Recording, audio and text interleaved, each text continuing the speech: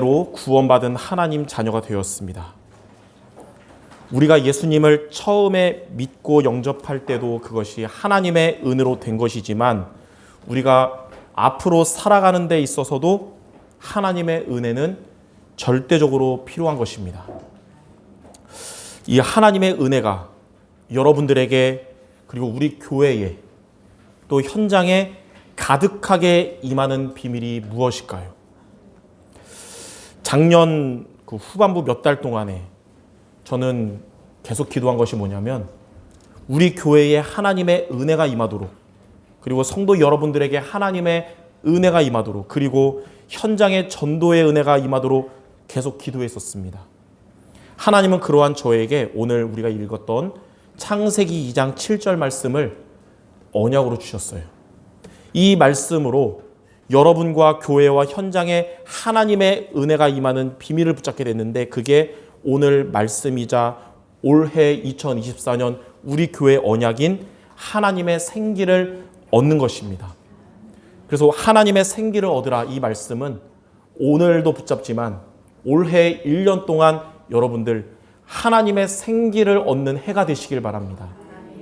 1년 동안 까먹지 말라고 아예 이렇게 현수막으로 그냥 올 때마다 계속 기도하라고 했습니다.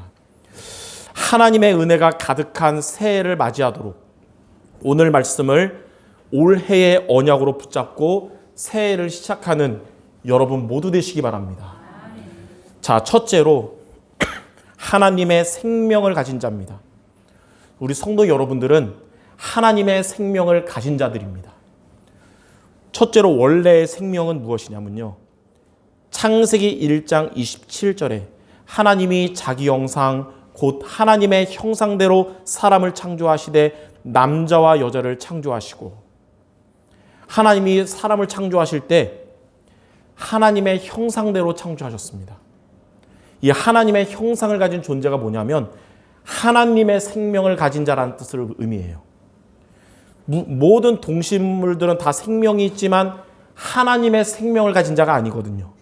오직 인간만 하나님의 생명을 가진 자인 영적인 존재로 창조된 것입니다. 그래서 원래 인간은 하나님의 영이 함께하는 존재고 하나님의 생명을 가진 자로 창조되었습니다. 그래서 인간은 본질적으로 하나님이 함께할 때 가장 만족하고 행복한 것이고요. 하나님이 함께하지 않을 때는 세상의 그 무엇으로도 채워도 공허하고 불행한 것입니다. 그런데 맨 처음 사람인 아담이 범죄하여 하나님의 이 형상을 잃어버리게 됐습니다.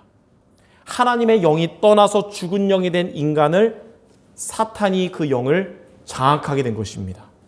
그래서 그때부터 인간은 고통의 존재, 행복이 없는 존재, 만족할 수 없는 존재가 된 것입니다.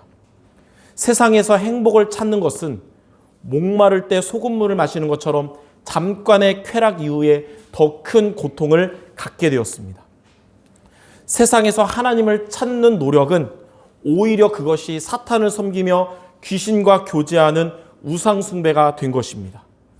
이에 대해서 성경에는 로마서 6장 23절에 죄의 삭은 사망이라 그랬고 에베소서 2장 3절에는 본질상 진노의 자녀가 되었다고 했습니다.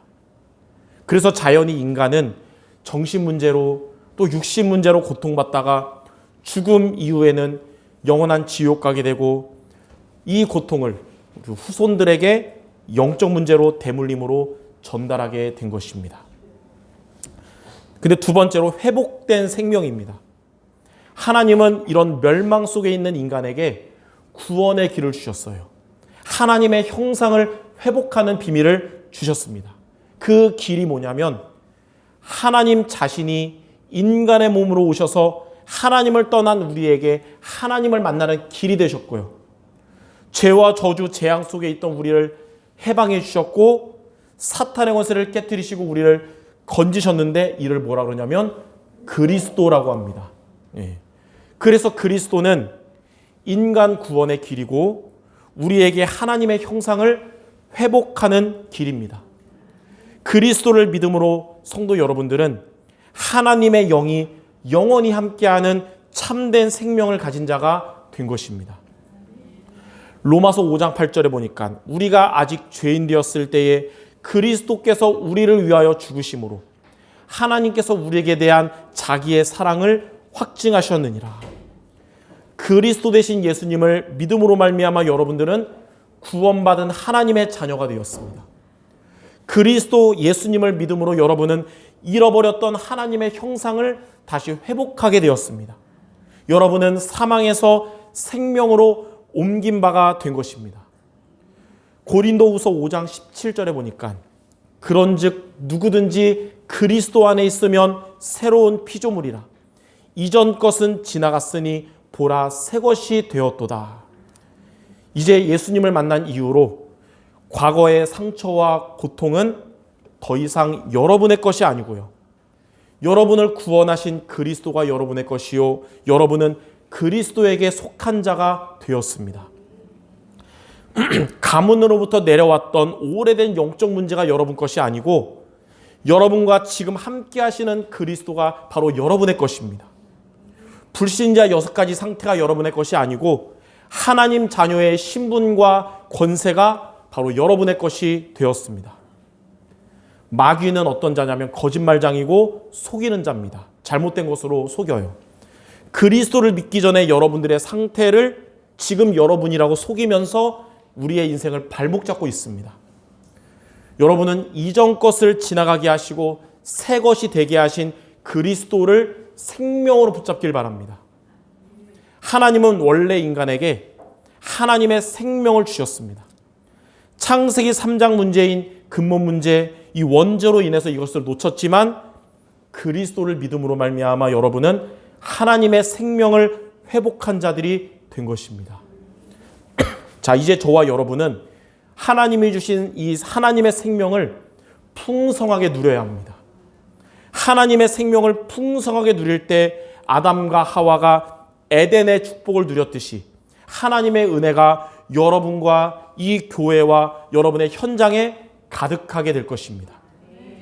자, 그러면 하나님의 생명을 풍성하게 누리려면 어떻게 될까요? 오늘도 이번 주도 올해 여러분 하나님의 이 그리스도의 생명을 풍성하게 누리는 올해의 미션을 붙잡아야 되는데 그게 두 번째로 하나님의 생기를 얻는 것입니다. 하나님의 생명인 이 복음을 가진 여러분들은 하나님의 생기를 얻어야 됩니다. 하나님은 하나님의 생명을 가진 아담에게 생기를 불어넣으니까 그는 생명이 되었다 그랬어요. 창세기 2장 7절에 여호와 하나님이 땅의 흙으로 사람을 지으시고 생기를 그 코에 불어넣으시니 사람이 생명이 되니라. 이 본문의 땅의 흙이 그 히브리어 원어로 땅의 먼지라는 뜻이에요. 그러니까 하나님의 생기가 없는 인간은 먼지 같은 존재입니다. 저와 여러분들에게 하나님의 생기가 없다면, 우리에게 하나님의 생명이 없다면 우리는 땅에 묻혀서 없어질 먼지같이 가치가 없는 자들입니다. 그러나 먼지 같은 우리에게 하나님의 생기가 임하면 생명이 되는 것입니다. 하나님이 말씀하신 대로 세상을 다스리고 정복할 영적 존재요 만물의 영장이 되는 것입니다. 하나님의 생기가 없는 우리들의 힘으로는 나도 살릴 수가 없고 교회도 현장도 살릴 수가 없는 존재입니다. 그러나 하나님의 생기가 여러분들에게 임하면 나를 살리고 교회와 현장 살리는 주역이 되는 것입니다. 이처럼 하나님의 생기 없는 나는 먼지 같지만 하나님의 생기를 가진 나는 모두를 살리는 생명입니다. 그러므로 하나님의 생기가 가득한 여러분들이 되시기 바랍니다. 자, 그러면 하나님의 이 생기를 얻으려면 우리가 어떻게 하면 될까요? 교회와 현장 살리는 생명이 되도록 두 가지를 미션으로 붙잡으시기 바랍니다. 자, 첫 번째로 우리가 하나님의 생기를 어떻게 얻냐? 말씀의 생기를 얻어야 합니다. 하나님의 생기를 얻는 첫 번째 비밀은 말씀을 통해서 하나님의 생기를 얻는 것입니다. 히브리서 4장 12절에 하나님의 말씀은 살았고 활력이 있어서 좌우의 날선 검보다도 예리하여 우리의 혼과 영을 살리고 관절과 골수를 치료합니다. 에스겔 37장 1절에서 10절에는 마른 뼈다귀 같은 우리들의 상태에 말씀의 생기가 들어가니까 생기가 가득한 큰 군대가 되는 것입니다. 그러므로 여러분들 말씀의 생기를 얻는 여러분들이 되셔야 됩니다. 그럼 우리가 어떻게 말씀의 생기를 얻을 수 있을까요? 예배 시간은 이렇게 우리 예배 드리잖아요. 이 시간은 성삼위 하나님이 영으로 임재하심을 우리가 체험하는 시간이에요. 그래서 예배 시간에 하나님이 주시는 말씀을 믿음으로 듣고 붙잡을 때 여러분들의 혼과 영이 살아나고 여러분의 관절과 골수가 치료가 될 것입니다. 에스겔 47장에 보니까 성전에서 흘러나온 물이 흘러가는 곳마다 죽어가는 생물들이 살아나게 되었듯이 교회의 예배 시간을 통해서 하나님 주신 말씀을 통해 우리는 말씀의 생기를 얻을 수 있는 것입니다. 하나님은 그동안 저와 여러분들에게 매주 예배 시간마다 하나님 우리들에게 말씀을 주셨어요. 올해도 이제 우리가 이제 살아갈 2024년도 여러분은 매주 말씀으로 우리를 하나님이 인도하시고 말씀으로 여러분들에게 힘을 주시고 말씀으로 역사하실 것입니다. 그러므로 예배를 통해서 강단을 통해서 말씀의 생기를 얻으시기를 주님의 이름으로 축원합니다. 자, 두 번째로 기도의 생기를 얻어야 됩니다. 하나님의 생기를 얻는 두 번째 비밀은 여러분이 기도를 통해 하나님의 생기를 얻는 것입니다. 여러분들의 삶에 진짜 기도의 생기를 얻어야 되는구나 느낄 때가 있어요. 염려, 근심, 걱정이 우리에게 찾아올 때 그때 필요하잖아요. 기도의 생기가. 그리고 불신앙이나 상처 등의 시험이 나에게 찾아올 때 그때 기도의 생기가 필요한 것입니다. 염려가 우리에게 찾아올 수 있어요. 그때 주께 맡기는 기도하시기 바랍니다. 그러면 우는 사자같이 속이려고 했던 마귀가 떠나가고 주께서 기도하는 여러분을 돌보아 주실 것이며 평강으로 여러분들의 마음을, 여러분의 생각을 지켜주실 것입니다. 우리에게 시험이 찾아올 때가 있잖아요. 그때 여러분들 영적으로 깨어있는 기도하시기 바랍니다.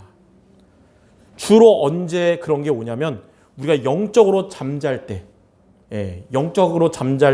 시험이 찾아오고 불신앙이 찾아오고 상처에 빠지게 됩니다. 그러나 여러분이 영적으로 깨어있으면 시험 들지 않게 됩니다. 영적으로 깨어있으면 불신앙을 거부할 수 있게 되는 겁니다.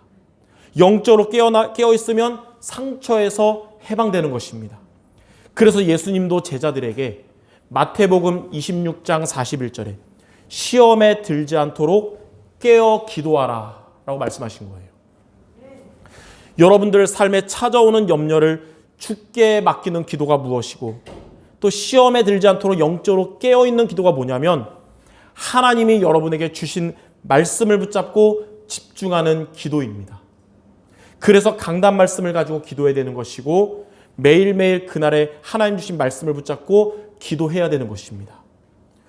염려가 찾아올 때 여러분이 염려에 빠지지 말고 강단 말씀을 붙잡고 기도하는 것이 여러분의 염려를 다 주님께 맡기는 겁니다. 강단 말씀을 붙잡고 기도하는 삶이 되는 것이 바로 영적으로 깨어있는 기도라서 시험에도 불신앙에도 상처에도 흔들리지 않게 되는 것입니다. 하나님은 이렇게 기도하는 여러분들에게 먼저 여러분의 영적 상태를 살리실 것입니다. 여러분에게 영적인 힘을 주시고 영적 싸움에 승리하게 하실 것입니다. 그리고 염려도 시험도 여러분과 멀리 떨어지게 할 거예요. 이게 바로 기도의 생기를 얻는 것입니다. 그러므로 여러분들 말씀을 통해서 기도를 통해서 하나님의 생기를 가득 얻는 여러분들 모두 되시기 바랍니다. 예배 강단 말씀을 믿음으로 받고 혼자 있을 때나 여러분 현장에 있을 때나 기도의 힘을 얻으시기 바랍니다.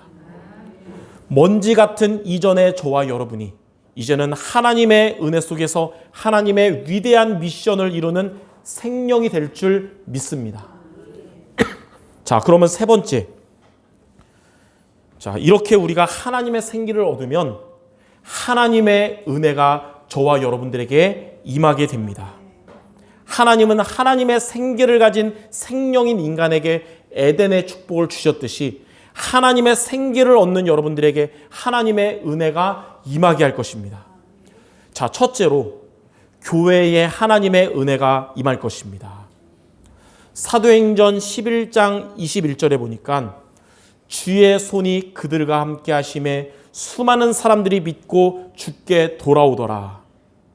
주의 손이 함께하는 그 안디옥 교회에 수많은 사람들이 믿고 주께 돌아오게 되었고, 그때 당시에 천하가 흉년의 고통 속에서도 안디옥 교회 성도들은 빛의 경제의 응답을 받게 되었고요. 주의 손이 함께하는 안디옥 교회에 하나님의 은혜가 가득하게 되었습니다. 하나님의 생기가 가득한 성도 여러분들로 인해서 이 안디옥 교회에 임한 하나님의 은혜가 임하게 될 줄 믿습니다. 교회에 구원받을 자들이 오게 될 것이고, 어려운 이 시대에도 하나님의 빛의 경제에 응답받는 여러분들 될 것이며, 하나님의 은혜가 보일 정도로 가득하게 임하게 될 줄 믿습니다. 목사님, 우리 교회를 어떻게 하면 살릴 수 있을까요? 교회가 하나님의 복을 받길 원하는데요.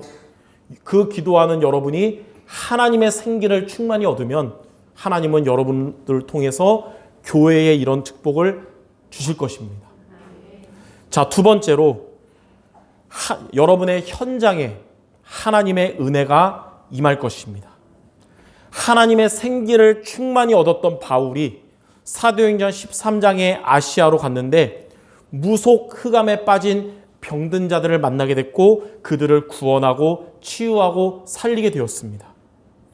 하나님의 생기를 얻었던 바울이 사도행전 16장에는 빌립보라는 지역에 갔는데 귀신 들려서 점을 치는 여종을 만나게 됐는데 그녀를 구원하고 치유하고 살리게 됐습니다. 그리고 하나님의 생기가 가득한 바울이 사도행전 19장에 에베소로 갔어요.